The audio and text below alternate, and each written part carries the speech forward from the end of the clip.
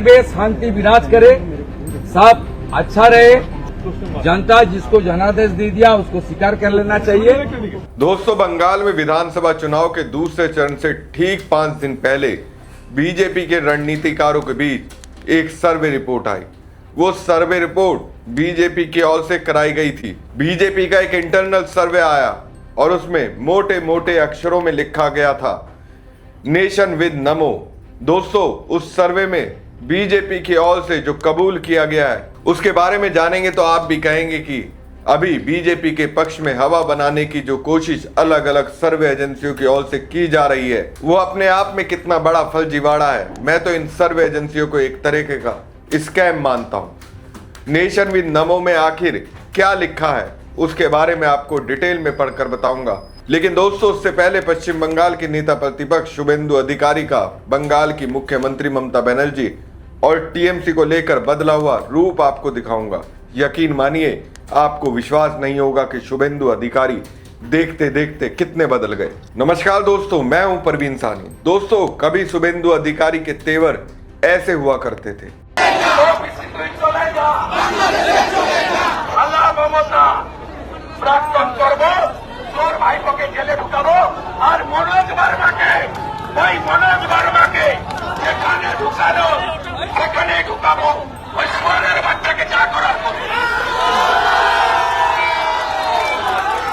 बंगाल का चुनाव जैसे ही खत्म हुआ, अभी परिणाम नहीं आया, लेकिन उससे पहले ही ममता बनर्जी के सामने शुभेंदु अधिकारी ने हाथ जोड़ लिए।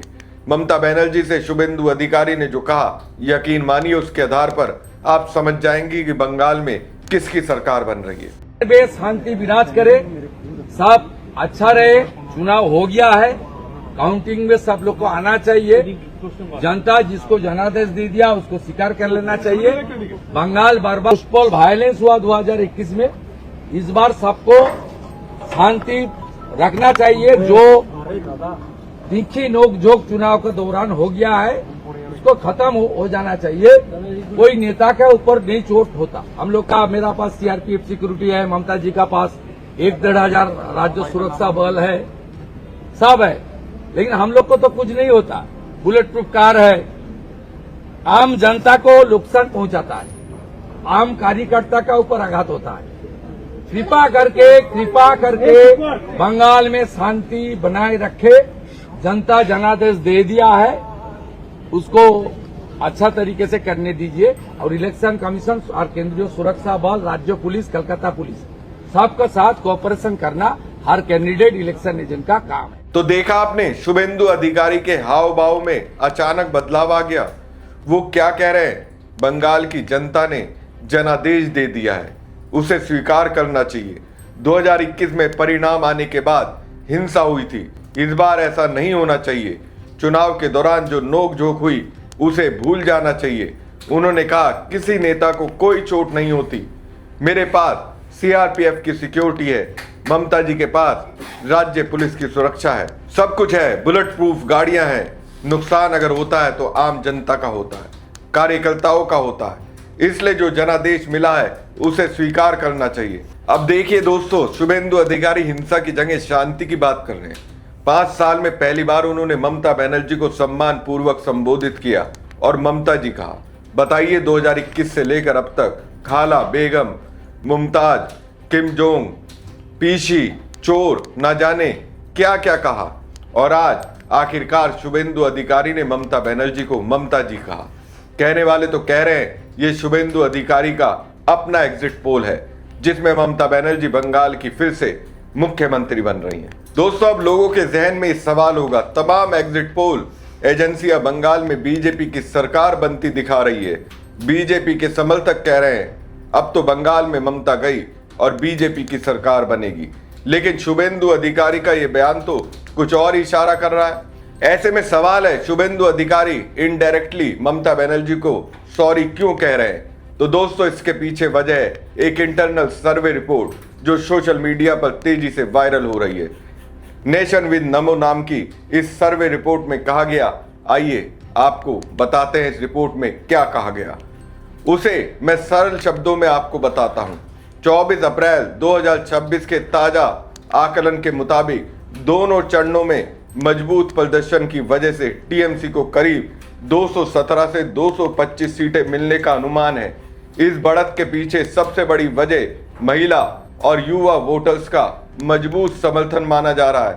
आंकड़े बताते हैं कि 60 से 70% महिला मतदाता और 52 से 58% युवा वोटर टीएमसी के पक्ष में जाते दिख रहे हैं, जिसका सीधा फायदा पार्टी को सीटों में मिलता नजर आ रहा है। राजनीतिक रणनीति के लिहाज से माना जा रहा है कि दूसरे चरण में पार्टी को अपनी रणनीति में कुछ बदलाव करने और हालात के मुताबिक ज्यादा तेजी से फैसले लेने की जरूरत है ताकि बढ़त को और मजबूत किया जा सके।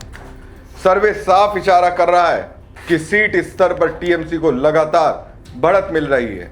वहीं शुभेंदु अधिकारी को सिर्फ भवानीपुर तक सीमित रखने की मौजूदा रणनीति पूरी तरह असरदार नहीं दिख रही है। इससे उनकी राजनीतिक क्षमता का पूरा इस्तेमाल नहीं हो पा रहा है और स्थानीय स्तर पर पार्टी की रफ्तार कमजोर पड़ती नजर आ रही है। दोस्तों, बीजेपी की इस रिपोर्ट में आगे कहा गया कि आंतरिक आंकड़ों के मुताबिक भवानीपुर में करीब 8 अंकों की गिरावट दर्ज की गई है।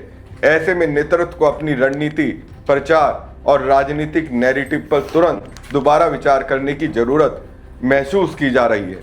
दोस्तों, ये रिपोर्ट 24 अप्रैल की बताई जा रही है जो अब लीक हो चुकी है, ऐसा दावा किया जा रहा है। दोस्तों, बीजेपी की इस रिपोर्ट में डेटा वाइज भी तस्वीर दिखाई गई है। अगर दोनों चरणों के आंकड़ों को देखें तो कुल 294 सीटों में पहले चरण में 152 सीटें और दूसरे चरण की 142 सीटों पर मुकाबले का आकलन किया गया है। पहले चरण में टीएमसी का वोट शेयर करीब 47.5 से 48.5% के बीच दिखाई दे रहा है, जबकि दूसरे चरण में ये और मजबूत होकर 48.5 से 49.5% तक पहुंचता नजर आ रहा है। यानी साफ है कि जैसे जैसे चुनाव आगे बढ़ा, टीएमसी की पकड़ और मजबूत होती गई। वहीं बीजेपी की बात करें तो पहले चरण में पार्टी का वोट शेयर 34 से 35% के बीच दिख रहा है, जबकि दूसरे चरण में इसमें हल्की गिरावट के साथ ये 33 से 34% के आसपास नजर आ रहा है।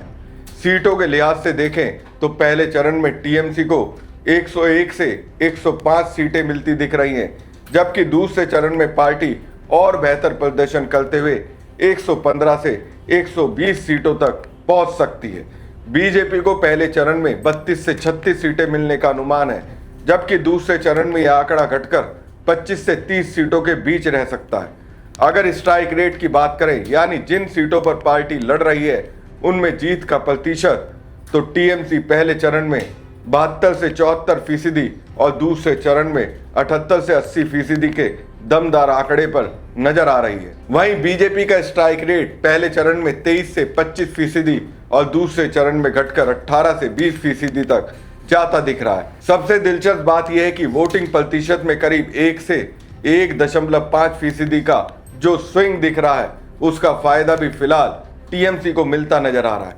यानी माहौल किस तरफ बन रहा है, तस्वीर काफी साफ दिखाई दे रही है। दोस्तों, ये डेटा बीजेपी के लेटर पैड पर 24 अप्रैल को बताया जा रहा है, यानी दूसरे चरण के चुनाव से पहले का। रिपोर्ट इसलिए दी गई थी ताकि दूसरे चरण में बीजेपी अपनी राजनीतिक गलतियों को सुधार सके, लेकिन लगता है बीजेपी ऐसा करने में कामयाब नहीं हो पाई। इसलिए तो आज शुभेंदु अधिकारी कह रहे हैं, बुरा भला माफ कीजिए। हमारी खबर आपको कैसी लगी कमेंट बॉक्स में कमेंट करके जरूर बताएं। साथ ही पेज को ज्यादा से ज्यादा लाइक और शेयर कीजिएगा। धन्यवाद। शांति विराज करे, सब अच्छा रहे। जनता जिसको जनादेश दे दिया उसको स्वीकार कर लेना चाहिए।